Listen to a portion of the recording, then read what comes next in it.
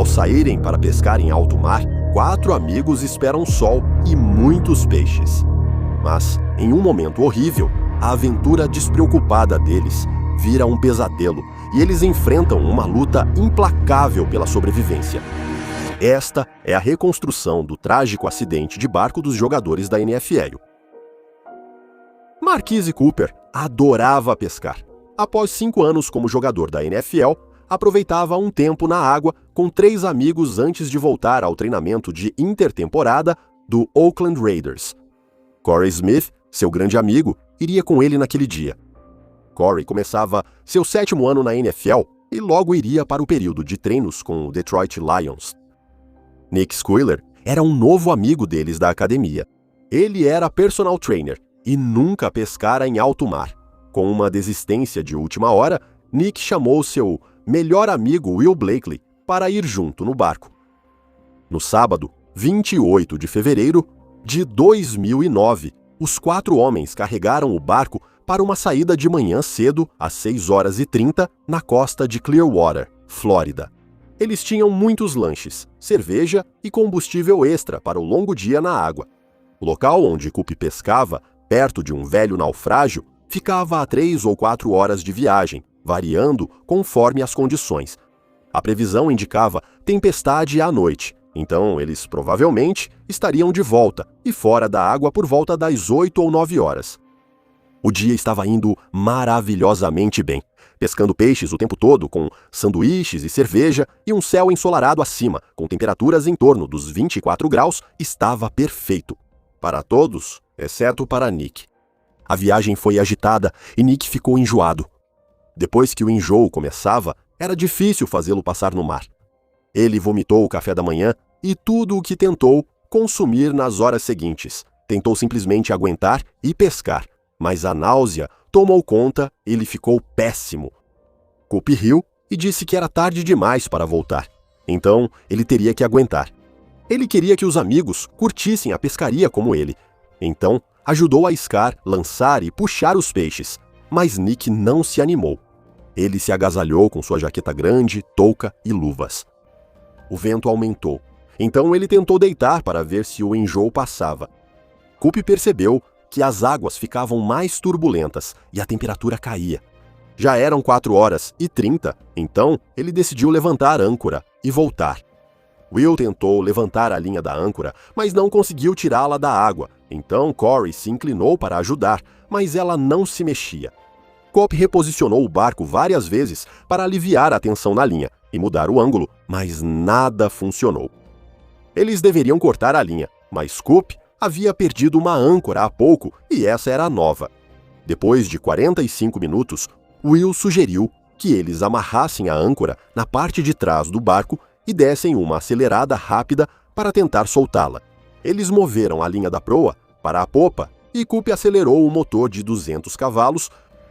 Em segundos, a frente do barco subiu enquanto o motor afundava na água revolta.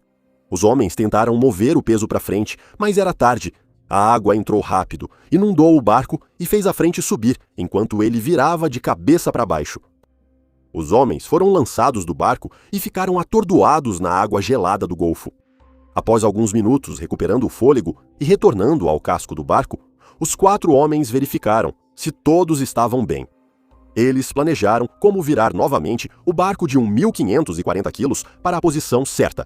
Juntos, somavam quase 450 quilos e acreditaram que conseguiriam virar o barco se agissem rápido. Logo perceberam que isso era impossível. Não havia apoio para fazer força nem muito onde se agarrar. Tentaram levantar todos de um lado e depois puxar pela borda de cima. Eles tentaram sincronizar com as ondas e usaram todas as combinações de força possíveis. Após cerca de 30 minutos, aceitaram que o barco não viraria e precisavam de um novo plano. Will logo quis pegar os coletes salva-vidas de dentro do barco. Ele e Coop se alternaram mergulhando sob o barco para acessar a área de armazenamento. Apesar de serem jovens, saudáveis e em forma, foi surpreendente ver como conseguiam prender a respiração por tão pouco tempo para nadar nessas condições. A água tinha cerca de 16 graus e as ondas os jogavam contra o casco. Depois de 6 ou 7 tentativas, Will conseguiu trazer 3 coletes salva-vidas e uma almofada de assento flutuante. Eles vestiram os coletes e subiram no casco do barco como conseguiram. Com a frente fria, a temperatura caiu bastante. Eles sentiram intensamente o frio.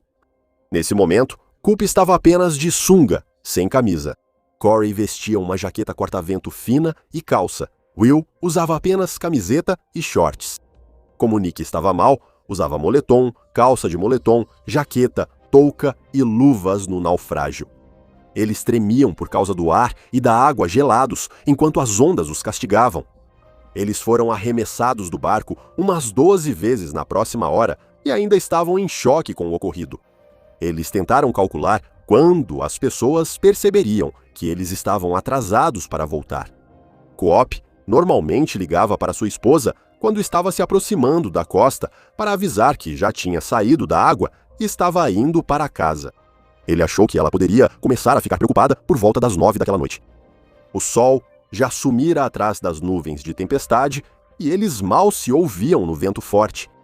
As ondas os arrancavam do casco várias vezes. Era necessário grande esforço para voltar ao barco, lutando contra a água e tentando se segurar. Os músculos estavam sempre flexionados e tensos. Não era possível relaxar, pois ondas imprevisíveis vinham de várias direções. Isso drenava a pouca energia que tinham nessas condições frias. Com o passar das horas, tudo ficou silencioso. Os homens sentiam frio e percebiam que dificilmente seriam encontrados à noite, com chances de sobrevivência caindo a cada minuto. Para um homem comum em água, a 16 graus Celsius pode perder a capacidade de se mover em 1 ou 2 horas e a consciência em 6 ou 7 horas. Eles já estavam levemente hipotérmicos e isso começava a aparecer. Os pés estavam dormentes, os dentes batiam e as mãos não funcionavam normalmente, tremendo sem controle, mesmo após horas exaustivas, segurando no barco sempre balançando. Eles conversaram sobre suas famílias e sobre o que fariam quando chegassem em casa, mas então Coop começou a ficar quieto.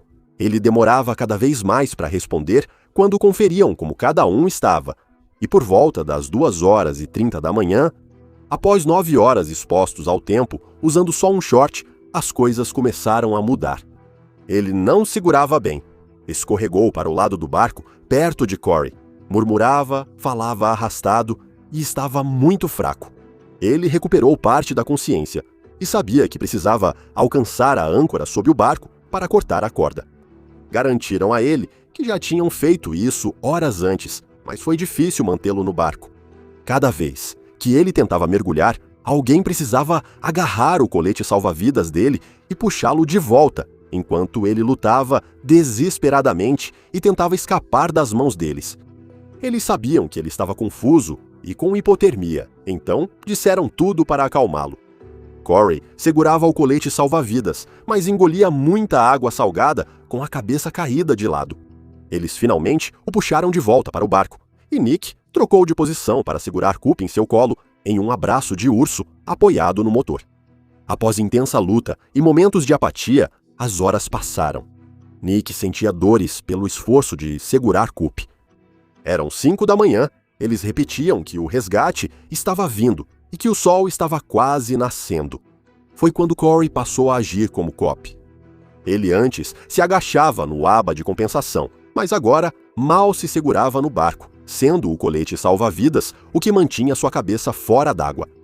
Ele divagava e às vezes gritava, mas geralmente ficava ali, mole. De repente, voltou à vida e quis sair da água imediatamente. Ele agarrou Coop e puxou desesperado, com o rosto tomado pela raiva, xingando os caras enquanto eles puxavam o corpo de Coop de volta. Corey lutava pela vida, enquanto a hipotermia o fazia acreditar que aqueles homens eram inimigos. Quando a temperatura corporal cai abaixo de 32 graus, a hipotermia passa de leve para moderada e fica muito perigosa. As baixas temperaturas fazem as reações químicas do corpo desacelerarem. Isso gera menos ATP, molécula de energia, para todos os processos do corpo e cérebro. Sem ATP, as bombas de sódio e potássio param, comprometendo o equilíbrio elétrico celular. Sem esse circuito elétrico para ativar os neurônios, as células não se comunicam e os pensamentos ficam embaralhados e fragmentados. O cérebro de Corey tinha certeza de que algo mais ocorria e precisava lutar. Estava fora do controle de todos e não dava para simplesmente fazê-lo voltar à razão. A aterrorizante batalha de vai e vem durou meia hora e foi completamente exaustiva. Todos eles estavam se movendo em câmera lenta e mal conseguiam fazer qualquer esforço. Eles viram uma luz. Nick tinha certeza de que era um helicóptero. Eles gritaram e acenaram e Corey voltou a si para focar na luz. Eles sentiram grande alívio ao perceberem que seriam salvos. Observaram de longe a luz indo e vindo até sumir de vista. Incrédulos, eles gritaram, xingaram e se perguntaram como não foram vistos. E então, depois disso, tudo ficou em silêncio. No sábado à noite, Rebecca, esposa de Coop, começou a se preocupar, esperando a ligação dele avisando que voltaria para casa.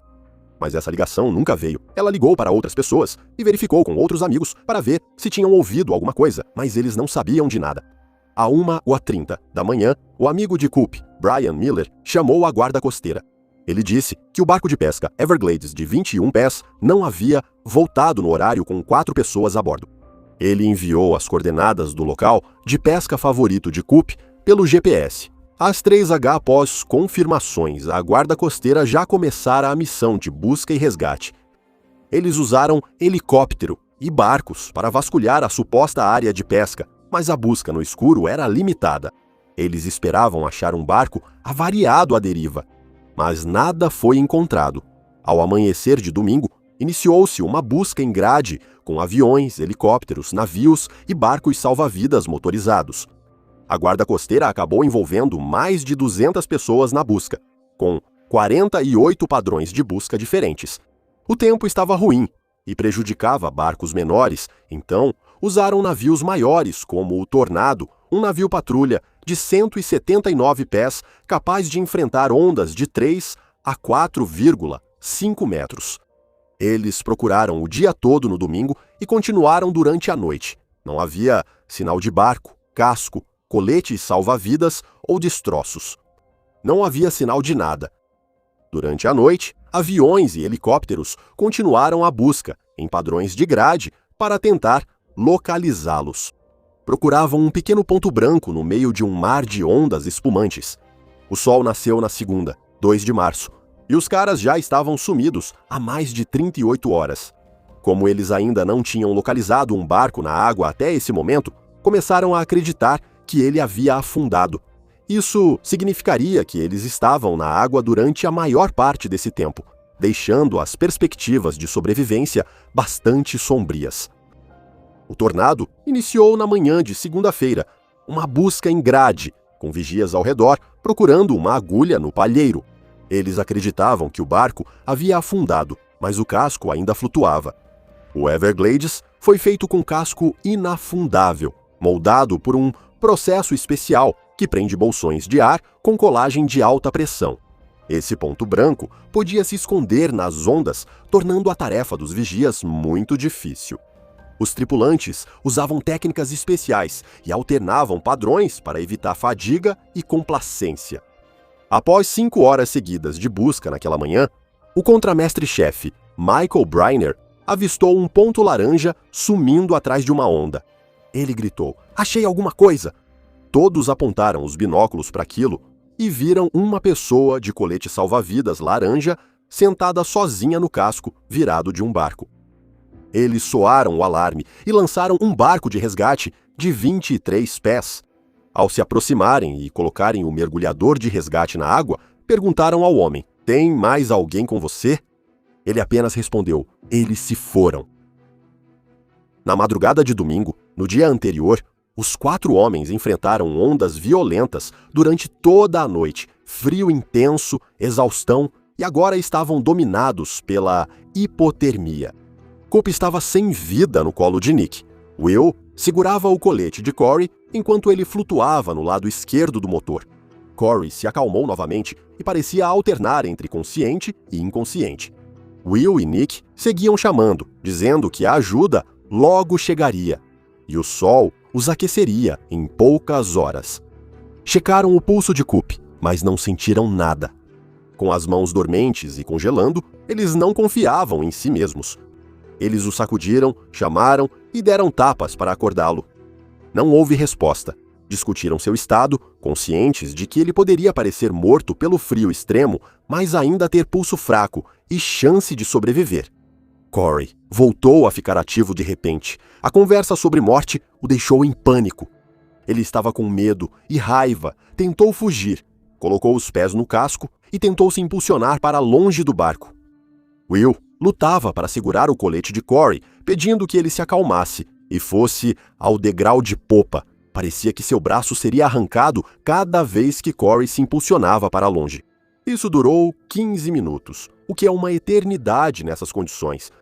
Seus músculos ardiam de fadiga, pernas e braços cortados pelo metal áspero do motor, com hematomas por todo o corpo. Eles sentiam sede, entorpecidos pelos ventos de 50 km/h e castigados pelas ondas. O aperto de Will se desfez quando Corey se impulsionou para longe do barco pela última vez. Ele se debatia, empurrando o colete para debaixo do queixo. Corey rapidamente tirou o colete e o arremessou longe. Nick e Will imploraram para que ele voltasse para o barco, mas Corey não ouviu nada disso. Ele se virou e mergulhou sob a superfície, levantando as pernas para o alto. E foi só isso. Eles não viram Corey novamente.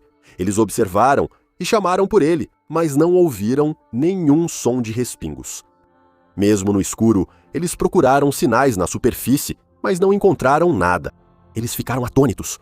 Corey havia desaparecido. Eles voltaram sua atenção para Coop e verificaram o pulso novamente, mas não houve mudança. Tentaram acordá-lo, revezando-se, mas foi inútil. Ver Corey sucumbir à loucura da hipotermia foi chocante. Agora, tentar aceitar que Coop também se foi era simplesmente de partir o coração. Durante uma hora, eles checaram o pulso dele várias vezes, mas precisaram aceitar que Coop havia falecido. Tiraram o colete salva-vidas dele para que Will pudesse trocar a almofada do assento que vinha usando pelo colete salva-vidas. Marquise Cooper foi cuidadosamente colocado na água e, em poucos instantes, ele se foi. Will e Nick, sozinhos, precisaram buscar forças para sobreviver até o amanhecer. Tinham certeza de que logo seriam encontrados e tudo terminaria. Nick montou no motor e Will sentou atrás, inclinando-se e o abraçando. Nick segurou o motor enquanto enfrentavam o impacto constante das ondas. Montar no motor era brutal. Cada onda batendo na proa do barco causava uma pancada dolorosa na virilha. O choque era impressionante, mas o dano era cumulativo. Toda a região genital e perineal de Nick ficou completamente esfolada e profundamente machucada. Eles engasgavam na água salgada e se agarravam ao motor, lutando com pernas inchadas e cortes. As ondas da manhã chegaram a 4,5 metros. Isso já é ruim o suficiente quando você está em um barco, mas é uma visão insana quando você está a cerca de 1 metro acima da superfície da água. Cada onda os levantava até o topo e depois parecia uma queda livre na descida. Cada batida no fundo submergia o barco e eles prendiam a respiração até que ele voltasse à tona. Nick e Will já tinham sido jogados do barco pelo menos 50 vezes naquela manhã, revezando ao subir de volta ao casco. A pessoa à frente gastava muita energia segurando o motor, travando o pé sob a plataforma de popa e suportando golpes dolorosos na virilha. Isso seguiu por horas. 2 atletas profissionais já haviam morrido, e agora eles temiam que a hipotermia afetasse suas mentes também. Com a manhã virando tarde, as ondas ficaram mais calmas e mais helicópteros e aviões apareceram. Acenavam e gritavam, mas ninguém retornava ou mostrava tê-los visto. Sentiam-se impotentes e frustrados. Will decidiu mergulhar novamente debaixo do barco para ver se conseguia encontrar algo para comer ou beber ou para sinalizar para os helicópteros. Ele tentou várias vezes para entrar debaixo do barco, bem mais difícil que ontem. Ele apareceu com a mochila do Nick, que tinha o celular dele, pretzels e um Gatorade de 600 ml. Eles ligaram o celular imediatamente e tentaram fazer uma ligação. Não importava o quanto eles tivessem se afastado, não estavam perto o suficiente da Terra para conseguir sinal. Nada funcionou, mas o Gatorade valia ouro. Eles beberam cautelosamente o líquido roxo, apesar da dor. As gargantas estavam secas e rachadas, como numa forte faringite. Os pretzels eram ásperos, como se estivessem engolindo lixa. Will buscava desesperadamente um sinalizador, espelho ou algo para chamar a atenção dos socorristas. Ele mergulhou sob o barco mais 5 ou 6 vezes, sem encontrar nada. Desta vez, após mergulhar, Will só ficou sentado na água, segurando a aba de compensação. Ele estava completamente exausto e mal conseguia respirar. O coração dele batia tão rápido que parecia explodir. Nick ajudou Will a voltar ao barco e Will se apoiou nele na quilha. Sentaram em silêncio, em grande parte absortos em pensamentos sobre suas famílias e suas vidas. Eles batiam repetidas vezes no metal do motor, sangrando por cortes e feridas entre as pernas. Will estava ficando letárgico. Ele não estava segurando com tanta força e parecia não conseguir reunir forças para ajudar a mantê-los em cima do barco. Já passava das 5 no domingo e não parecia que seriam encontrados antes de escurecer. Will sabia que não suportaria outra noite gelada na água. Estava com tanta sede que seu corpo parou de reagir. As ondas os derrubavam cada vez mais na água porque estavam muito fracos. Will parou de tentar subir no barco e ficou boiando, segurando a aba de compensação. A cabeça de Will tombou para o lado, deixando sua boca abaixo da superfície. Nick tentou puxá-lo para cima, mas ele estava completamente mole, sem nenhum tônus muscular. De alguma forma, o colete salva-vidas de Will tinha subido acima da cabeça dele, e ele se soltou. O colete salva-vidas foi se afastando enquanto Nick gritava para o amigo esticar o braço e agarrá-lo. Nick segurava o motor com uma mão e o braço de Will com a outra. Nick falou ao melhor amigo que o amava, e Will murmurou o mesmo. As ondas continuavam, mas Will não respondia mais. Seu rosto estava pálido e imóvel. Nick estava exausto. Não podia acreditar que 3 jovens fortes, na faixa dos 20 e poucos anos, estavam mortos após um dia alegre de pescaria. Isso não pode ser real. Nick estava arrasado porque seu melhor amigo realmente se foi. Nick soltou o braço de Will, deixando-o flutuar para longe. A culpa o dominava. Ele convidara o amigo para a viagem e agora ele estava morto. Nick estava completamente sozinho. Anoitecia e as ondas ficavam mais fortes, enquanto a jornada exaustiva seguia noite adentro. Nas 12 horas seguintes, Nick resistiu, ferido e sangrando, alternando entre consciência e inconsciência. O impacto de uma onda o acordava e ele ficava ofegante tentando respirar, lutando para encontrar o caminho de volta para o barco. As pernas dele pareciam tocos, dormentes e inchadas, com sangue saindo do traseiro e a pele tão delicada e escorregadia que parecia que sairia ao ser apertada. Ele sentia que morria, o coração batia, mas não se sentia vivo. Ele estava delirando. Ele via coisas e ouvia coisas que não podiam ser reais. O coração dele desacelerou e Nick sabia que era o fim. Então ele viu um barco. Nick foi resgatado pela guarda costeira às 11h46 da manhã de segunda-feira, após 43 horas na água. Ele foi levado de avião para um hospital na Flórida, onde ficou 4 dias em tratamento por hipotermia, desidratação, feridas abertas e diversos traumas causados por impactos. A família de Nick ficou eufórica ao saber que ele estava vivo. Depois de 2 dias, já duvidavam que fosse possível. Mas lá estava ele. As famílias de Coop, Corey e Will estavam absolutamente devastadas e confusas. O que houve com eles? Enquanto os detalhes eram contados, as histórias se misturavam e surgiam divisões.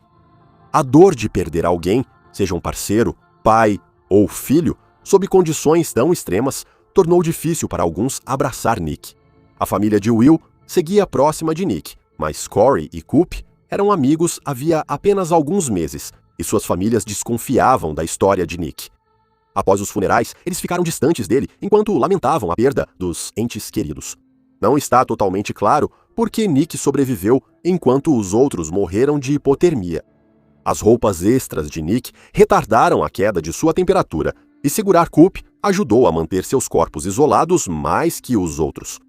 Eles acham que Nick morreria em 5 a 7 horas se não fosse resgatado. A culpa do sobrevivente era constante para Nick, assim como reviver o trauma do que passou. Ele escreveu um livro sobre sua experiência para esclarecer o que ocorreu.